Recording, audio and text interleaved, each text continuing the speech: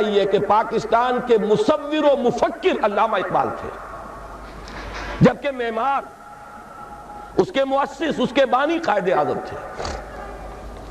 میں نے ان دونوں کے حوالے سے یہاں باتیں کی ہیں۔ علامہ اقبال کا خطبہ الہ آباد اہم ترین سنگ میل کی حیثیت رکھتا ہے تحریک پاکستان میں۔ افسوس کہ اس وقت اسے نگاہوں سے اوجھل کر دیا گیا۔ اس میں کچھ باتیں ایسی بھی ہیں جو شاید سب لوگوں کو پسند نہ ہو۔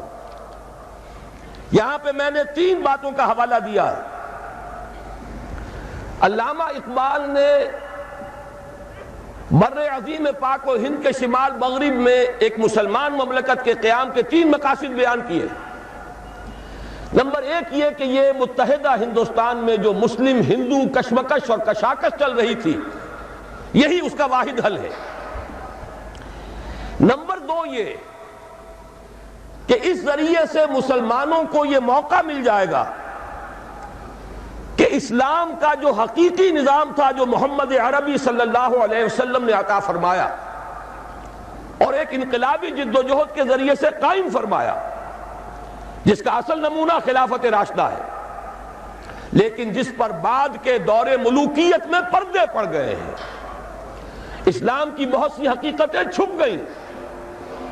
بادشاہی، ملوکیت، جاگیرداری، سرمایہ داری کے اس کے اوپر پردے پڑتے چلے گئے، تاہاں کہ آج اس اصل اسلام کی حقیقت کہیں نظر نہیں آ رہی۔ دنیا کے سامنے تو ایک دوسرا اسلام ہے، بادشاہوں کا اسلام ہے، مغلوں کا اسلام ہے، شہنشاہوں کا اسلام ہے۔ آج ہمیں ایک موقع ملے گا۔ علامہ اقبال کا یہ نظریہ تھا، اگر پاکستان وجود میں آ جائے تو وہ جو دور ملوکیت کے پردے پڑ گئے تھے ان کو ہٹا کر صحیح اسلام کا ایک نمونہ دنیا کے سامنے پیش کر دیا جائے۔ علامہ اقبال نے ایک تیسری بات بھی کہی تھی اور موجودہ حالات میں وہ بہت ریلیونٹ ہے۔ بہت سے حضرات کو شاید تعجب ہو کہ علامہ نے فرمایا تھا کہ اس ہندوستان اور پاکستان کو باہم لڑنا نہیں، بلکہ یہ پاکستان، مجودہ پاکستان ہی بھارت کا سب سے بڑا دفاع کرنے والا ہوگا۔ یہ بات بڑی عجیب لگے گی آپ کو۔ علامہ اقبال کے الفاظ یہ ہیں کہ the North West Muslim country will defend India against every invasion, be that invasion of ideas or bayonets۔ یہ جو ملک وجود میں آ جائے گا، مسلمان ملک، یہ تو پورے ہندوستان کی حفاظت اور دفاع کا فریضہ سر انجام دے گا۔ ہر حملے کے خلاف، خواہ وہ حملہ نظریات کا ہو، خواہ بیونٹس کا ہو، سنگینوں کے ذریعے سے حملہ ہو۔ یہ بات بالکل بھلائی جا چکی ہے، اس لیے کہ در حقیقت تقسیم ایسے وجود میں آئی کہ جانے والا ہمارا وہ دشمن انگریز وہ ایک ایسا مسئلہ پیدا کر گیا سازش کے طور پر کہ جس پر یہ دونوں ملک آج تک لڑتے چلے آ رہے ہیں، اور اندیشہ یہ ہے کہ شاید مستقبل قریب میں پھر کوئی اور زیادہ ہولناک جنگ آ جائے۔ یہود کی یہ سازش اور وہ جو ایوارڈ دیا تھا حد بندی کمیشن نے، یہ کوئی اچانک ہو جانے والی باتیں نہیں تھی، اس کے پیچھے گہری سازش تھی کہ بیچ میں وہ مسئلہ چھوڑ کر جاؤ کہ یہ دونوں آپس میں لڑے لیکن دونوں ہمارے دوست رہے۔ حالانکہ واقعہ یہ ہے کہ سابق حکمرانوں کے خلاف تو جذبات انتقام ہوتے ہیں قوموں کے اندر۔ یہاں نقشہ یہ ہے، اتنی کامیاب پالیسی رہی ہے برطانیہ کی کہ دونوں اس وقت بھی تھوڑا سا وقفہ آیا تھا کہ ہم کامن ویلتھ سے نکل گئے تھے، دونوں اسی فتراک کے نخچیر ہیں، دونوں اسی کامن ویلتھ میں ہیں۔ اور واقعہ یہ کہ ہم نے تو جس بے غیرتی اور بے حمیت کا مظاہرہ حال ہی میں کیا ہے، کون ہے یہ ڈائن یا ڈائنا، اس کا یہ اعزاز، جبکہ محمد عربی صلی اللہ علیہ وسلم نے یہ فرمایا، من وقر صاحب بدعت فقد اہان علی حدم الاسلام۔ جس شخص نے کسی بدعتی کی، ابھی یہاں کافر کی بات نہیں ہو رہی، اس نے کسی بدعتی کی توقیر کی، اس نے اسلام کی بنیادیں کھودنے کا کام کیا ہے، اس میں تعاون کیا ہے۔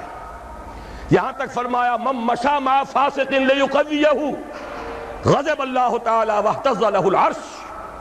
جو شخص کسی فاسق کے ساتھ چلتا ہے کہ اسے تقویت پہنچائے، اللہ غضبناک ہوتا ہے، اور اس درجے غضبناک ہوتا ہے کہ اس کا عرش کانپنے لگتا ہے۔ یہ تعلیمات ہے محمد عربی صلی اللہ علیہ وسلم کی، اور ہم اپنی اس بدترین غلامانہ ذہنیت کا آج تک مظاہرہ کر رہے ہیں. اور ابھی میری توجہ تو اس طرح نہیں ہوئی تھی. میں تو مشکور ہوں اپنے نوجوان ساتھی کا، ندیم بیگ کا. اب جو کچھ ہونے والا ہے، میڈونا اور پتہ نہیں اور کون ہے کہ جن کو یہاں بلایا جا رہا ہے، واقعہ یہ ہے کہ یہ ہماری اس بے غیرتی اور بے حمیتی کا سب سے بڑا معاملہ ہوگا.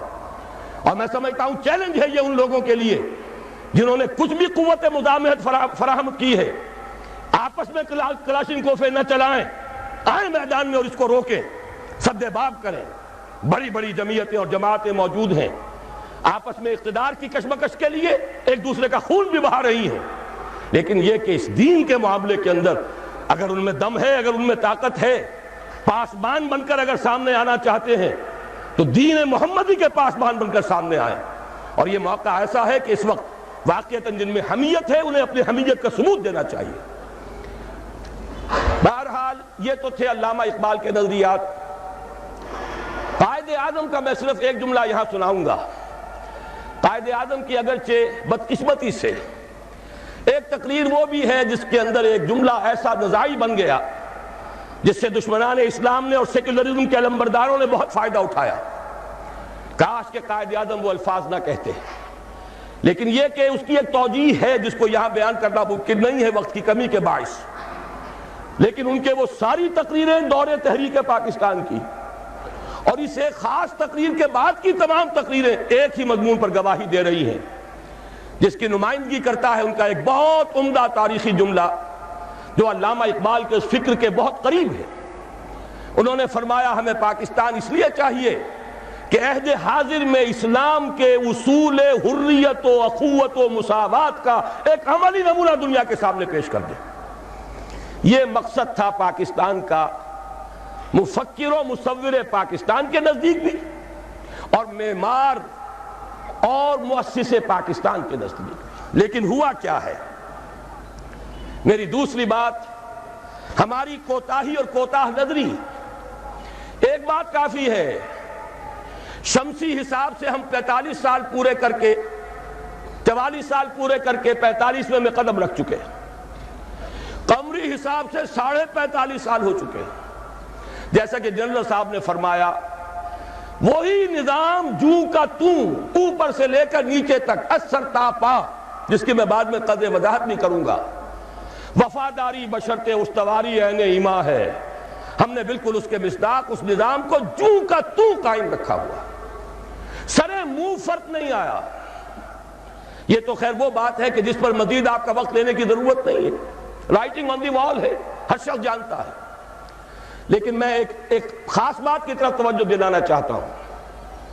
ظاہر بات ہے مسلم لیگ سے چونکہ اس میں ہر قسم کے لوگ شریک تھے اور انہوں نے صرف قیام پاکستان کا پروگرام دیا تھا، یہ توقع ہی نہیں تھی کہ وہ اسلام یہاں لا سکتے ہیں.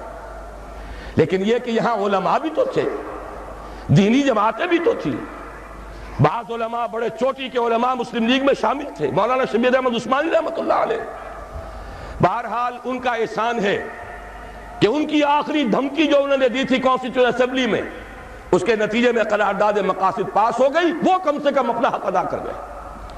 لیکن یہ کہ دوسری جماعتیں بھی تو یہاں رہی ہیں، علماء کرام بھی تو ہیں. ہمارے عام لوگوں کی بہت بڑی تعداد ان کی بات سنتی ہے. اگر یہ لوگ صحیح رخ پر چلتے تو یہاں یہ نظام برقرار نہیں رہ سکتا تھا. اصل ذمہ داری ان کی ہے. انہوں نے سیاست کے کھیل میں شریک ہو کر اپنا وقت ضائع کیا ہے. انہوں نے اقتدار کی کشاکش میں کبھی ادھر اور کبھی ادھر، آج اس کے حریف اور اس کے حلیف اور کل اس کے حلیف اور اس کے حریف، یہ کھیل کھیل کر بہت قیمتی وقت قوم کا ضائع کیا. مزید برآں ایک بہت اہم نقطہ عرض کر رہا ہوں، تیسری بات کہ ہمارے دین کے حلقے کی طرف سے، علماء کرام کی طرف سے مطالبہ بھی اگر آتا ہے، میں ان کی بات چھوڑ رہا ہوں جو اسلام کو صرف سیاسی نعرے کے طور پر استعمال کرتے رہے. میں ان علماء کرام کی بات کر رہا ہوں جو مخلص ہیں. انہوں نے بھی صرف اسلامی قانون کی بات کی ہے، اسلامی نظام کی بات نہیں کی. ان دونوں میں ایک باریک سا فرق ہے. نظام ہے، قانون اس نظام کو چلاتا ہے، قانون اس نظام کو تحفظ دیتا ہے. اگر نظام غلط ہے، ظالمانہ ہے، اس نظام کے تحت لوٹ کھسوٹ ہو رہی ہے، غریب غریب سے غریب تر، امیر امیر سے امیر تر ہوتا چلا جا رہا ہے، دولت کے انبار لگ رہے ہیں۔ آپ نظام کو تو کچھ نہ کہیں، جوں کا توں برقرار رکھیں، چوری کی سزا نافذ کر دیں، ڈاکے کا سد باب کر دیں، فائدہ کس کو پہنچے گا؟ غریبوں کو یا امیروں کو؟ ان کی حرام کی دولت کو تحفظ حاصل ہو جائے گا، ان کے عیش اور ان کے ایوان مزید محفوظ ہو جائیں گے، غریب کو تو اس سے کوئی فائدہ نہیں ہوگا۔ چوری اور ڈاکہ جو ہے وہ غریب کا تو ہوتا ہی نہیں، وہ تو امیر کا ہے۔ نظام ظالمانہ ہے اور غلط ہے تو قانون بہترین بھی ہوگا، اس نظام کو سپورٹ کرے گا، اسے تقویت دے گا۔ نظام کو بھی بدلنا ہے اور قانون کو بھی بدلنا ہے، یہ دونوں باہم لازم و ملزوم ہیں۔ اور ہمارے دین میں اس کے لیے اصطلاحات ہیں، دین اور شریعت۔ دین نظام ہے، دین ہمیشہ سے ایک رہا، حضرت نوح ہوں، حضرت ابراہیم ہوں، موسیٰ ہوں، عیسیٰ ہوں، حضرت محمد ہوں صلی اللہ علیہ وسلم وعلیہم الصلاۃ والسلام، سب کا دین ایک تھا۔ شرع لکم من الدین ما وصی بہ نوحا والذی اوحینا الیک وما وصینا بہ ابراہیم وموسیٰ وعیسیٰ ان اقیموا الدین۔ دین تو ایک ہے، شریعتیں بدلتی رہیں، شریعت موسوی اور تھی، شریعت محمدی اور ہے، علی صاحب الصلاۃ والسلام۔ اصل سے دین، وہ دین کیا ہے؟ وہ در حقیقت ایک نظام زندگی ہے، سچا دین، عادلانہ دین۔ وہ دین نظام عدل و قسط ہے، وہ دین سسٹم آف سوشل جسٹس ہے۔ جب تک اس کو رائج نہ کیا جائے، اس کو نافذ نہ کیا جائے، محض قانون کے نفاذ سے کوئی مفید نتائج برآمد نہیں ہوں گے۔ اگرچہ میری بات سے غلط فہمی نہ ہو، میں دونوں کو کہہ رہا ہوں، دین بھی قائم کرو اور قانون اسلامی یعنی شریعت بھی نافذ کرو، لیکن ان دونوں کو اگر علیحدہ کر دیا جائے تو یہ جو اجزاء ہیں یہ غیر مؤثر ہو کر رہ جائیں گے۔ اس کو انگریزی میں کہتے ہیں آرگینک ہول۔ یہ ایک ایسی حیاتیاتی اکائی ہے کہ اگر اسے کاٹ دیں گے تو دونوں حصے ختم ہو جائیں گے۔